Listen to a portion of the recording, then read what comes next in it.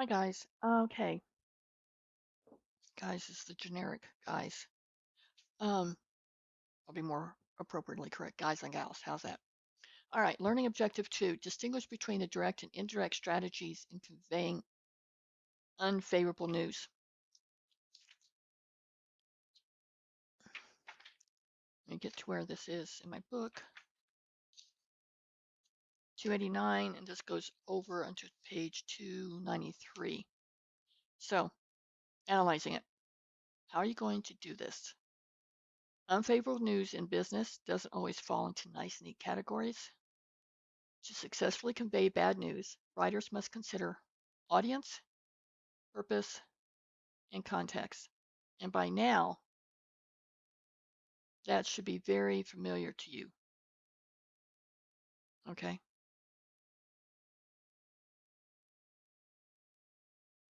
Oh, well, I'm going to stop trying to be jazzy, I think. Experienced business communicators understand that their approaches to negative news must be flexible because no two people are the same. So look here at the second paragraph. Which approach is better suited for your particular message? Direct or indirect? Two ways to do it. One of the first steps you would take before delivering bad news is analyzing how you think your receiver is going to react. Earlier chapters, you discussed direct strategy to positive messages. We suggested using indirect strategy when the audience might be unwilling, uninterested, disappointed, or hostile. So now the question becomes when actual bad news messages are organized indirectly, what should you do? Or many bad news. So you begin with a buffer and reasons.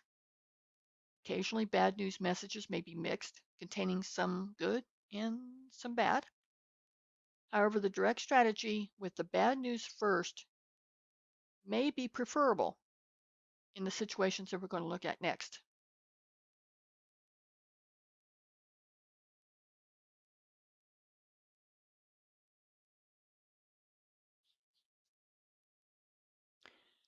When to use it directly, when the bad news is not damaging, relatively minor, like a small price increase, and it really doesn't affect your receiver very much. When the receiver may overlook the bad news, new policy requirements, critical messaging requires attention, like new policy requirements, legal announcements, changes in service. Okay. When the organization or receiver prefers directness, some people just say, I don't care what it is, just let me have it. Okay. Corporate culture favors direct messages even when conveying bad news. Individuals insist on a straightforward and no frills presentation. When do you just use firmness? Messages must demonstrate determination and resolve. The last in a series of collection letters that seek payment on an overdue account. Dire or extremely important situation involves someone who has ignored previous requests. All right.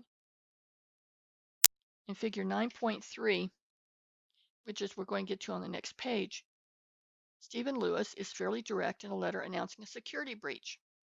He does not blur out your information has been compromised. He does announce a potential identity theft problem in the first sentence.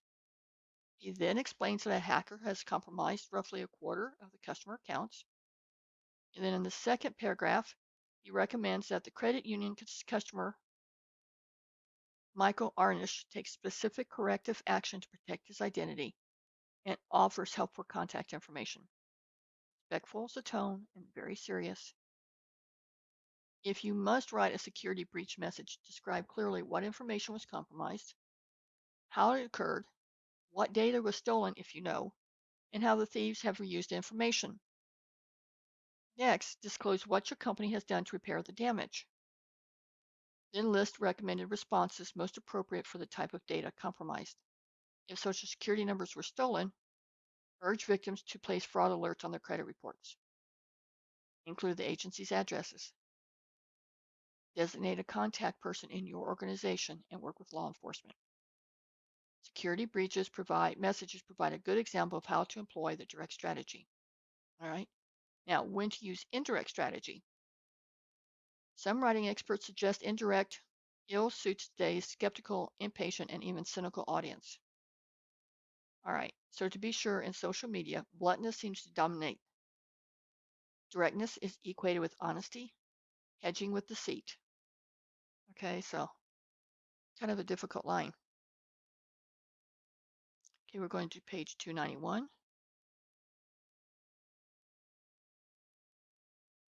We can go over this letter in just a minute. Communicators prefer to use the indirect strategy to present negative news. Good news can be revealed quickly.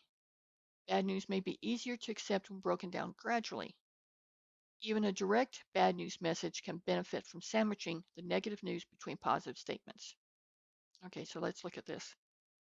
We are contacting you about a potential problem involving identity theft. Okay, so it's modified. He's saying urgent actions. Because urgent actions needed to prevent identity theft. They're saying potential.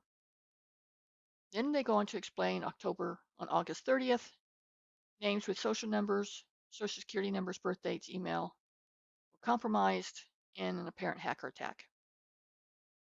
What are you doing about it? Outside data security experts are working to identify it. What did you do when you found it? We notified local police authorities as well as FBI and notified the major credit bureau. Now, what we think you should do is put a fraud alert, and then fraud alert tells what good is a fraud alert? Well, it's going to do this for you. Please call any one of the 3 major credit bureaus as soon as one of the credit bureaus confirms a fraud alert. Here's our phone numbers. Give reasons recommended for the action, even if you do not find any suspicious activity. The FTC, not you, but the big guys, recommends you check your credit reports. Victim information sometimes is held for use or shared among a group of thieves at different times. If you find your suspicious activity, this is who you can call. Get a copy of the report. Okay. You can visit our website for updates. Okay, so we're not going to just throw you out there. We're going to be working with you, and you're going to receive free credit monitoring services for 1 year. So that's, may not like it, but this is what we're doing for you.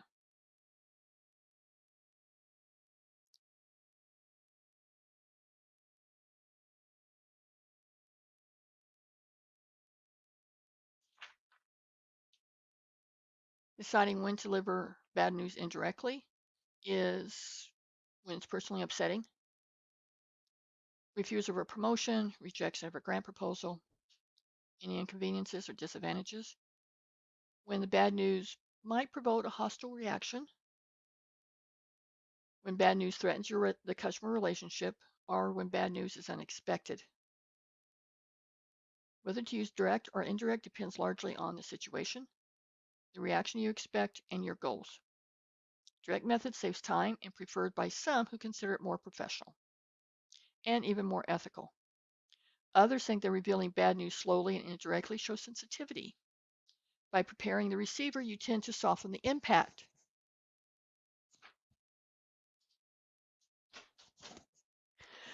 Social media users may favor the direct approach. The majority of negative, next page,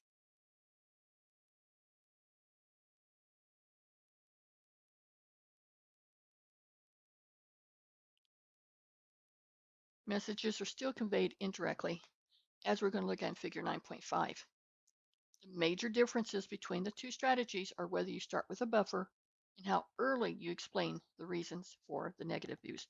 And sometimes it also explains the person. How well do you know them? What type of situation do you know them from? Are you friends or not friends? Are they totally unknown to you? So let's look at this. Comparing direct versus indirect. If it's bad news, it's not damaging, may be overlooked, it's preferred, requires firmness. Give the bad news, the reasons, and close. That's the direct. Right up front, straight to the point. If bad news in the indirect strategy is personally upsetting, may provoke a hostile reaction, to threaten their customer relation, it's unexpected. You start with the buffer, and then you give the reasons, and then you give the bad news, and then you close. So do you see the difference? Direct, you're right into it. Bad news, reasons, we're done. Indirect, well, here's a buffer. This is what's going on. This is what's happened, and then a close. Keeping the indirect strategy ethical. Okay, so is using indirect unethical or manipulative? What do you think? Is this unethical? Is it trying to manipulate people or manipulate the situation? Because the writer deliberately delays the main ideals. Okay. The alternative, breaking bad news bluntly can cause pain and hard feelings. By delaying bad news, you soften the blow somewhat for some people, as well as ensure your reasoning will be read while the receiver still will hear you. Okay. If you just come right out, sometimes people focus on the bad news and you could say that the moon was falling out of the sky and they wouldn't care. One expert communicator recognized the significance of indirect when she said people must believe the reasons why before they will listen to the details of what and when. Okay. The key to ethical communication lies in the motives of you, the sender. Unethical communicators intend to deceive. Bottom line. They're trying to save face, they're trying to save their company, or they're trying to save whatever. Although indirect strategy provides a setting in which to announce bad news, it should not be used to avoid or misrepresent. Unscrupulous, I'm about halfway down right here. Unscrupulous marketers advertised on trusted websites of national news organizations and falsely claimed endorsements by Oprah Winfrey and Dr. Oz. Unsuspecting consumers end up paying hundreds of dollars. Better Business Bureau reports. Okay. So in Chapter 10, misleading, deceptive, unethical claims are never acceptable. And Chapter 10 is next week.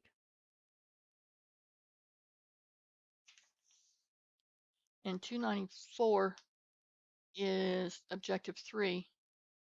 So let me see. Hang on. Objective 3 is a little on. I'm going to go ahead and put Chapter 3 on this video. So 293, we're going to go to 294.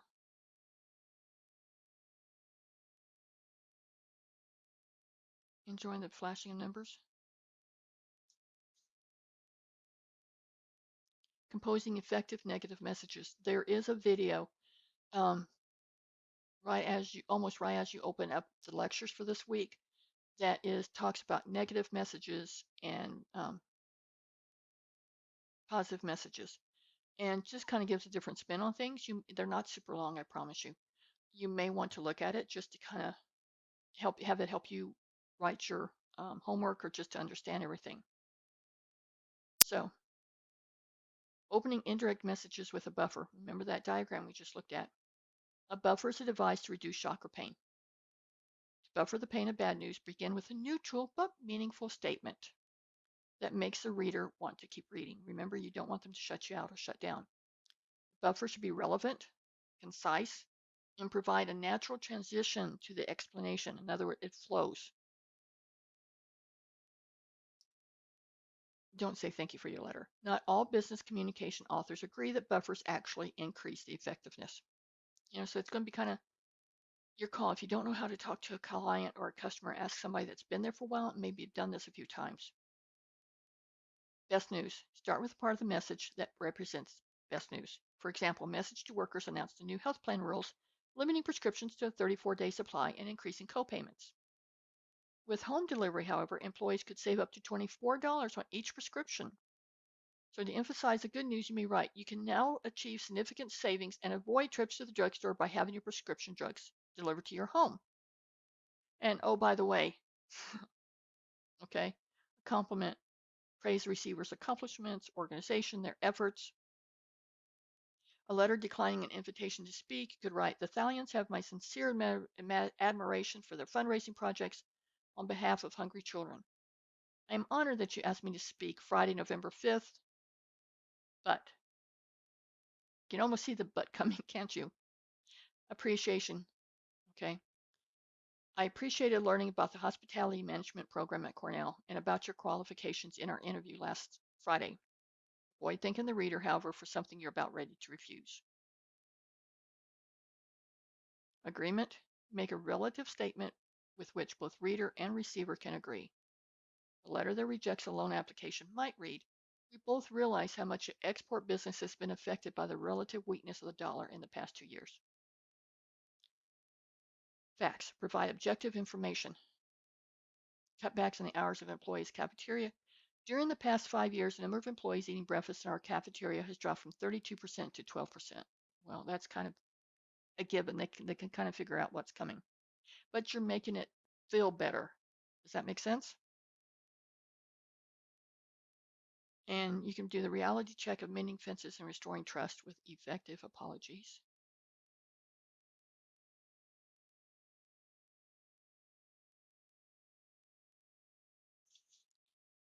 The last part of this is understanding, show that you care.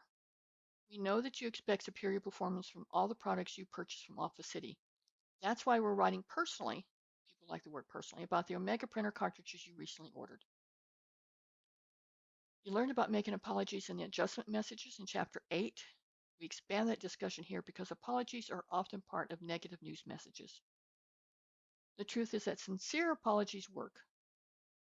Peter Post, great-grandson of famed etiquette expert Emily Post, some of you may know who that is, and some of you may not, and director of the Emily Post Institute, said that Americans love apologies. Now, Emily Post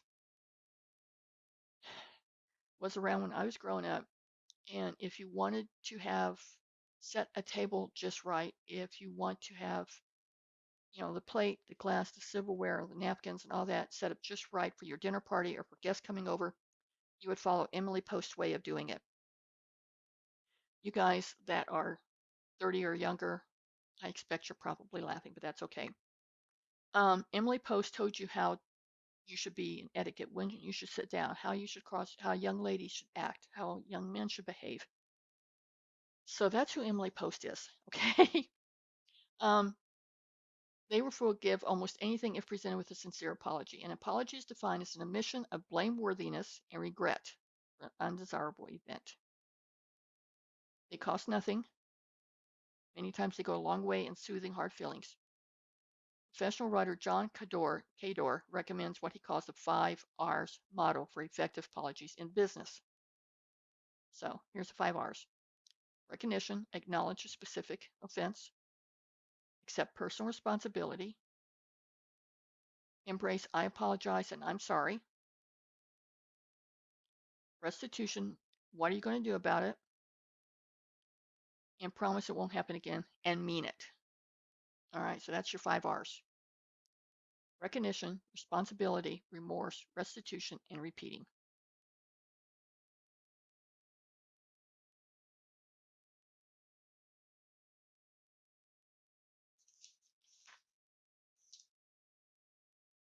Consider these poor and improved. Okay, we regret that you're unhappy with the price of frozen yogurt purchased at one of our self-serve scoop shops. We are generally sorry that you're disappointed in the price of frozen yogurt recently purchased. Your opinion is important to us, and we appreciate. Okay, we apologize if anyone was affected. I apologize for the frustration our delay caused you. As soon as I received your message, I began to looking into the cause of delay. We're sorry that mistakes were made in filling your order. You're right to be concerned. We sincerely apologize for mistakes we made in filling your order. So which one of these do you like, the poor or the improved better? Okay. Showing empathy. One of the hardest things to do in a negative message is to convey empathy and sympathy. Empathy is the ability to understand and enter into the feelings of another. When ice storms trap JetBlue Airways passengers on hot planes for hours, CEO Neeleman wrote a letter of apology that sounded as if it came from his heart. Dear JetBlue customers, we're sorry and embarrassed, but most of all, we're deeply sorry. Later, he said, words cannot express how truly sorry we are for the anxiety, frustration, and inconvenience that you, your family, friends, and colleagues experienced. Okay. So, in writing to an unhappy customer, we did not intentionally delay the shipment, and we sincerely regret the disappointment and frustration. Laying off employees, it is with great regret that we must take this step. Rest assured that I'd be more than happy to write letters of recommendation for anyone who asks. My comment is always when you include this, and I agree, I understand what the book is saying, but what you're saying, these employees that you're laying off, you're under the assumption that everyone that you're laying off was at work all the time, never missed, always did his job great. Okay. So This is good, but be careful because maybe you're committing yourself to write a letter of recommendation for someone that doesn't deserve a letter of recommendation. Just food for thought. In responding to a complaint, I am deeply saddened that our service failure disrupted your sale. In showing genuine feeling, you have every right to be disappointed, and I am truly sorry. This one says a lot to a lot of people. Okay, when you present the reasons, as part of your planning before writing, you analyze the request and decide to refuse or accept it. Where do you place your reasons? In the indirect strategy, the reasons appear before the bad news. In the direct strategies, reasons appear immediately after. So explain clearly if the reasons are not confidential and they will not create legal liability. Be specific. Growers supplied us with a limited number of patio roses, and our demand this year was twice that of last year. Billing error. After you informed us of an error in January bill, we investigated the matter and admit the mistake was ours. Now, admitting the mistake, depending on what it is what could get you into legal trouble. So be careful, okay? If in doubt, let somebody else read it too, and then just consider what they have to say, their input. Unless it's an attorney, then you have to do it the attorney's way.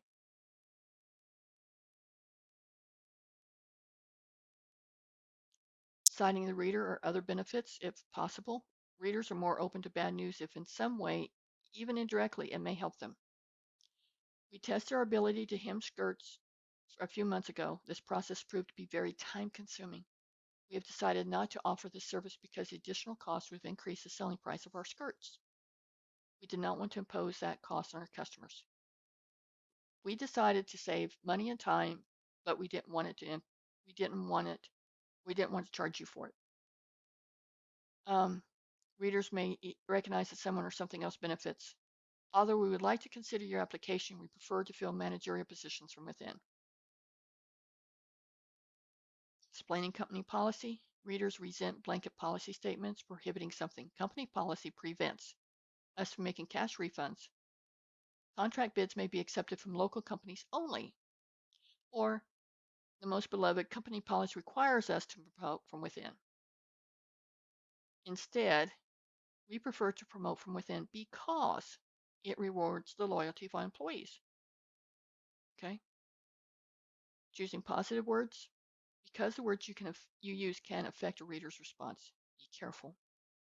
Stay away from such words as cannot, claim, denied, error, failure, fault, impossible, mistaken, misunderstanding, never, regret, rejected, unable, unfortunately, and violate. Show fairness and sincerest intent. Receivers are more accepting of disappointing news when they feel that their requests have been heard and they've been treated fairly. So in canceling funding for a program, board members did this. As you know, the publication of Urban Artist was funded by a renewable annual grant from the National Endowment for the Arts. Recent cutbacks in federally sponsored city arts programs have left us with few funds. Because our grant has been discontinued, we have no alternative but to cease publication of Urban Artist. You have my assurance that the board has searched long and hard for some other viable funding.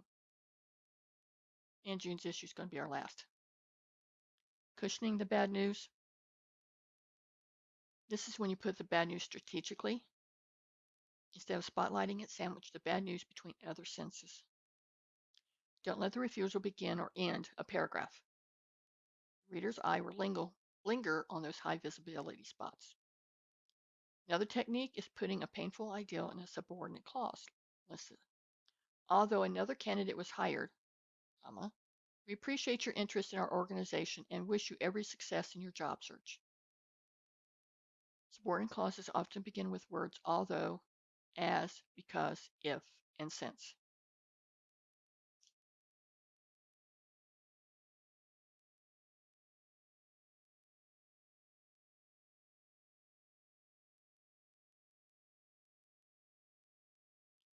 Using a passive voice.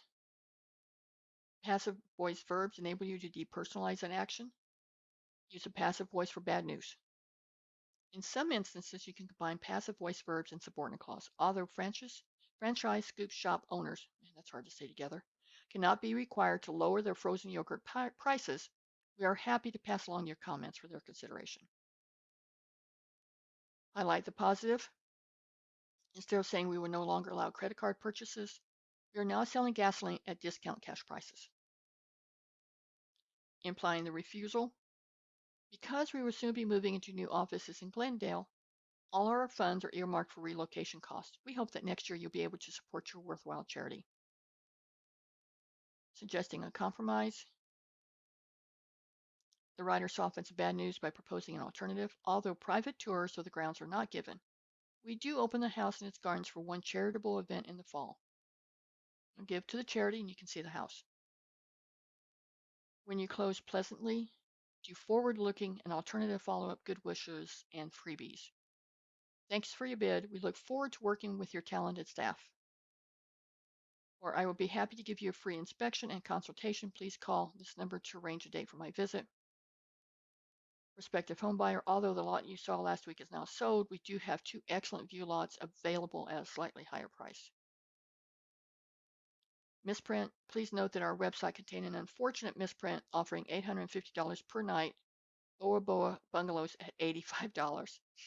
What a misprint. Although we cannot honor that rate, we are offering a special half price rate of $425. Okay. A letter rejecting a job candidate might read, we appreciate your interest in our company and we extend to you our best wishes in your search to find the perfect match between your skills and job. And then freebies, your loyalty and your concern about our frozen entrees are generally appreciated. Because we want you to continue enjoying our healthy and convenient dinners, we are enclosing a coupon that you can take to your local market and select your next Green Valley entree. Okay. The next page is a little bit of this one, but also the STAR Learning Objective 4. So there's going to be 3 videos with this for Chapter 9. Buffer, reasons, bad news, closing. These are some of the words you can use for buffer. This is some of the things you could do for reasons. Embedded placement, passive voice, forward-looking. Okay, this is something you might want to take a picture with your phone and print it, depending on what you're going to do. Resale or sales promotions. The computer workstations you ordered are unusually popular because they're stain, heat, and scratch resistant finishes. To help you locate hard to find accessories for these workstations, we invite you to visit our website, yada, da, da, da. Avoid endings that sound canned, insincere, inappropriate, or self-serving. If you have any questions, do not hesitate. Okay, so that's it for Objective 3. This next video is going to have Objective 4.